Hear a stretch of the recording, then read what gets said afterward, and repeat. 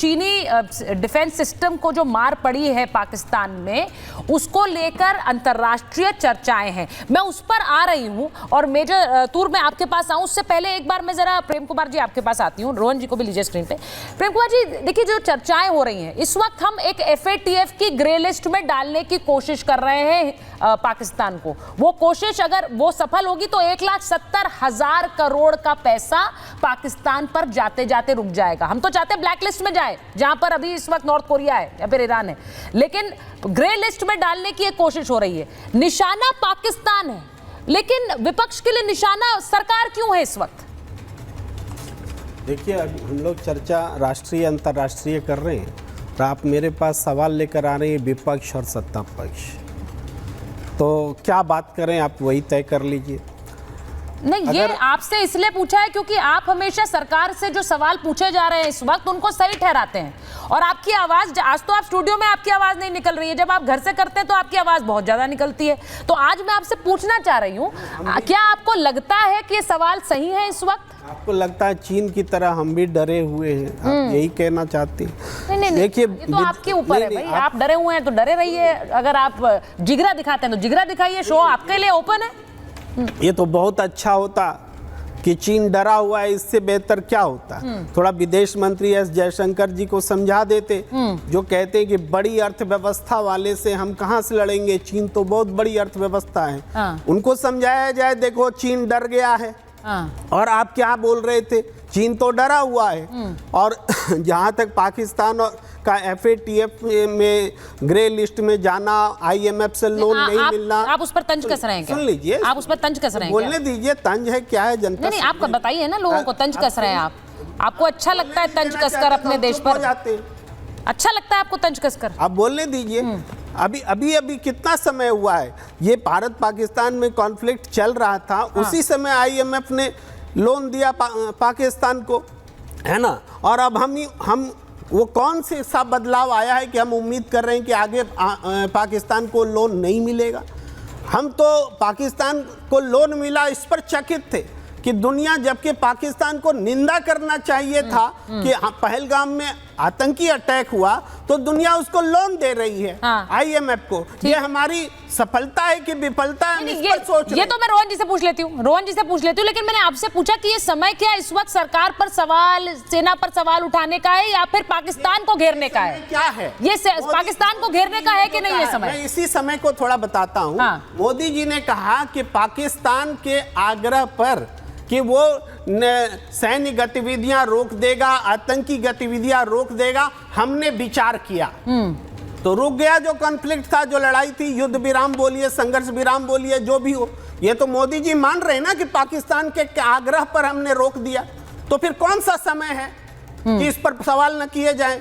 अब रोका हमने अपनी मर्जी से, है ना, पाकिस्तान के आग्रह पर हमने अपनी मर्जी से कॉन्फ्लिक्ट रोका। मोदी जी कह रहे हैं राष्ट्र के नाम संबोधन में, और विदेश मंत्री कह रहे हैं कि हमने उनको बताकर ऑपरेशन सिंदूर किया। दोनों बातें सामने हैं। चलिए, मैं रोहन जी से पूछ लेती हूँ। सवाल लग रहा है आप बहुत सारी चीजों को एक साथ एड्रेस कर रहे हैं। मैंने एक डायरेक्ट सवाल पूछा था कि क्या ये सवाल पूछने का समय इस वक्त सरकार को घेरने का समय? मैं रोहन जी आपसे पूछ रही हूँ, एस जयशंकर पर सवाल उठा रहे हैं, विदेश मंत्री पर सवाल उठा रहे हैं, प्रधानमंत्री पर तो सवाल उठा ही रहे हैं। मुझे ये लगता है कि ये समय इस वक्त पाकिस्तान को घेरने का है, जिस काम में वो अलग अलग दल लगे हुए हैं, जो भारत से निकले हैं, अलग अलग डेस्टिनेशंस पर जा रहे हैं और हमारे मित्र देशों को बता रहे हैं कि पाकिस्तान से खतरा क्या है।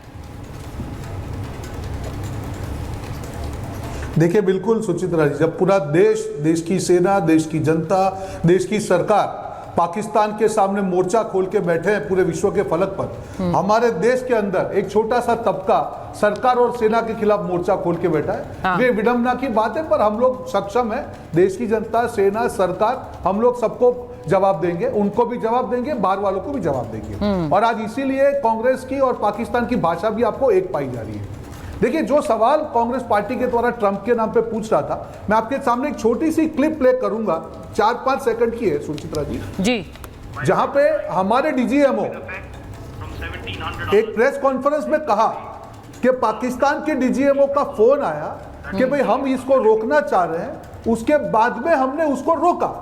और फिर भी आप विपक्ष के सवाल देखिए, अरे ट्रंप कौन होता है? अरे आपको ट्रंप को भरोसा है, देश की सेना पे भरोसा नहीं है। फिर कहते नहीं सेना ने अच्छा काम किया, हमारे सवाल तो सरकार के। ये तो डीजीएमओ ने कहा है, ये सरकार ने नहीं कहा है कि पाकिस्तान के डीजीएमओ का 3:35 को मुझे फोन आया कि अब हम नहीं चाहते कि आगे बढ़ाएं, हम रोकना चाहते हैं, आपका क्या ख्याल है? और ऑपरेशन सिंदूर का प्राइमरी ऑब्जेक्टिव था कि आतंकवाद का जवाब देकर, और कहा, डोवाल जी ने भी कहा था कि अगर आप आगे नहीं करेंगे तो हम उसको अंजाम नहीं देंगे, रिटेलिएट नहीं करेंगे। फिर भी यहाँ पे सवाल पे सवाल, शर्म आनी चाहिए। दूसरी चीज, एक सवाल ले लूं। अब ऑपरेशन सिंदूर की मैं बात कर रहा हूँ। सबको दिखाइए, सिंदूर जारी है, बीच में मत बोले, मैं खत्म कर लूं। हाँ, एक मिनट, बोलिए। ऑपरेशन सिंदूर जारी है, अब कूटनीति की बारी है। अभी भी हमारा ऑपरेशन सिंदूर, देखिए सुचित्रा जी, देश की आत्मा पे वार हुआ है।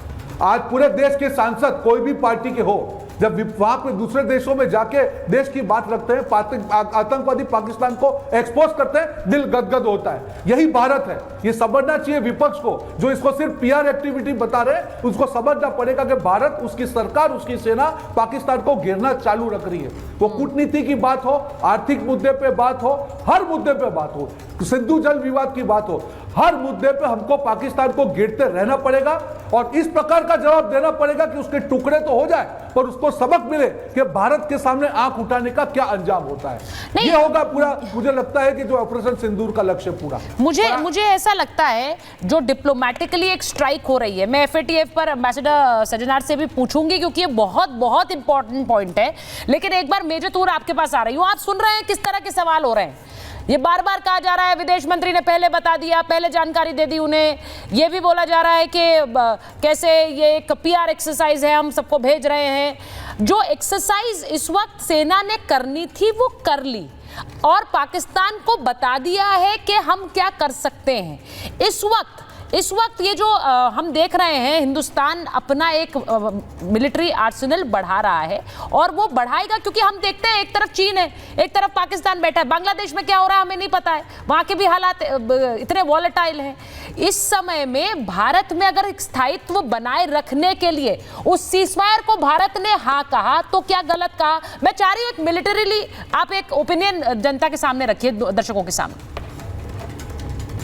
देखिए, मैं सुचारिता आपके माध्यम से सभी दर्शकों को ये बोलना चाहूंगा कि ऑपरेशन सिंदूर अभी खत्म नहीं हुआ है। ये एक टैक्टिकल हॉल्ट हुआ है। ये एक टैक्टिकल गैप लिया गया है जिसके अंदर हमें पूरी अपनी क्षमताओं का हमने एक उदाहरण दिया है कि हमारी कैपेबिलिटीज डीप स्ट्राइक तक है। नंबर 1, उसकी वजह से जो पाकिस्तान चिंतित हुआ है, क्योंकि देखें एक दिन और होता तो पाकिस्तान की जो वायु शक्ति थी वो खत्म हो जाती। उसके बाद हम अपने मुताबिक अपनी मर्जी से नेवी के द्वारा और थल सेना के द्वारा ऑपरेशंस को अंजाम दे सकते थे। अब नंबर 3 ये है कि देखें अंतरराष्ट्रीय प्रेशर को भी हमें देखना पड़ता है। देखें जितनी भी इंटेलिजेंस शेयरिंग हुई है वो यूएसए की तरफ से भी हुई है, CIA की तरफ से, वो हमें तालिबान की तरफ से भी हुई है, ठीक है, वो हमें रशिया की तरफ से भी हुई है। तो तमाम इंटरनेशनल इंटेलिजेंस एजेंसीज ने भी हमें मदद की है। एंड जब पाकिस्तान को लगा कि यस इसके बाद there is point of no return, तब उनके डीजीएमओ ने आउट ऑफ डेस्परेशन कॉल किया कि इसके बाद आप बताएं, क्योंकि हम इसके आगे फिर थल सेना की कार्रवाई थी, then it would have been open war. अब आपको पता है कि जब और पराक्रम था तो सेना को मोबिलाइज होने में 3 महीने लगे थे, 3 months, और ये वाली लड़ाई में आर्मी मोबिलाइज ही नहीं हुई क्योंकि हमारे पास टेक्नोलॉजी इतनी थी, हमारे पास सैटेलाइट इमेजरीज लाइव आ रही हैं। तो देखिए हमें पता है कि दुश्मन की एक एक खबर हमें हासिल है। अब प्रायोरिटी क्या है? देखिए वॉरफेयर चेंज हो गया है, अब ये है NCW, नॉन कॉन्टैक्ट वॉरफेयर, जैसे कि रशिया और यूक्रेन के बीच चल रहा है। अब ये मतलब घोषित नहीं किया जाएगा कि युद्ध है, पर लड़ाई इतनी खराब और गंदे तरीके की होगी जिसके अंदर फाइबर ऑप्टिक केबल से रिलेटेड ये जो ड्रोन्स हैं, फाइबर ऑप्टिक ड्रोन्स यूज होंगे, जिनके ऊपर जैमिंग का कोई असर नहीं होगा, जिनकी डीप स्ट्राइक कैपेबिलिटीज 50 किलोमीटर तक हो सकती है विद इन एनिमी टेरिटरी। और ये टेक्नोलॉजी हमारे पास भी है और गुप्त सूत्रों से पता लगा है कि ये पाकिस्तान ने भी अभी पिछले हफ्ते एक्वायर किया है चाइना से। कम से कम 1 lakh pieces fibre optic drone के पाकिस्तान ने ऑर्डर किए हैं। तो देखें, हमारी फौज को टैक्टिकली तैयारी करनी पड़ेगी। हाँ। हमें अपने रेडार सिस्टम्स तकड़े करने पड़ेंगे, हमें सुखोई 57 की जरूरत पड़ने वाली है, क्योंकि देखें सिर्फ एक ही मैं यही समझना चाह रही हूं मेजर तूर के ये जो एक्विजिशंस हम कर रहे हैं या पाकिस्तान कर रहा है, हम कहां खड़े हैं, वो कहां खड़े हैं, ये समझना हमारे लिए बड़ा जरूरी है, क्योंकि हम भी एक तरह से रूस के पास हथियार प्रोक्योरमेंट के लिए ही जा रहे हैं और वो होगा, हम घर में भी बना रहे हैं। हमारा एक एज बिल्कुल क्लियर है कि हमने जो इस बार जवाब दिया उसमें हमारे स्वदेशी आकाश तीर शामिल था। हमारे स्वदेशी हथियार कितने कारगर साबित हुए ऑपरेशन सिंदूर ने बता दिया।